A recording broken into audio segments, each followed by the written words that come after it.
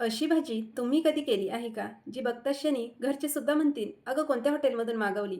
नाव काय ते पुढे सांगतेच. भाजीसाठी खोबरं कापून तव्यावर तेल टाकून लालसर भाजून घ्यायचं. थोडे धने टाकायचे आणि ते सुद्धा भाजून घ्यायचे. कांदा टाकायचा आणि तो पण थोडा भाजून घ्यायचा. त्यातच लसूण, आलं टाकायचं आणि पुन्हा 3 ते 4 मिनिट भाजून घ्यायचं. 2 तिखट मिरची आणि कोथिंबीर टाकून भाजून घ्यायची. तयार मसाला थंड झाल्यावर थोडं पाणी टाकून बारीक वाटून घ्यायचा. कढईमध्ये 2 चमचे गरम तेलामध्ये मोहरी, जिरी, हिंगाची खमंग फोडणी द्यायची. नंतर कढीपत्ता आणि कोथिंबीर टाकून मिक्स करायचं. चवीनुसार लाल तिखट आणि हळद टाकायची. लगेचच तयार वाटण टाकून तेल सुटेपर्यंत चांगलं परतून घ्यायचं.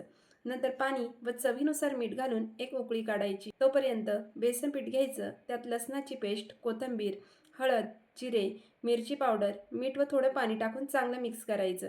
आता तयार भाजीत जसे आपण तेलात भजी सोडतो तशी भजी सोडायची आणि 10 मिनिट झाकण ठेवून मस्त डुबुक वड्याची भाजी शिजवून घ्यायची.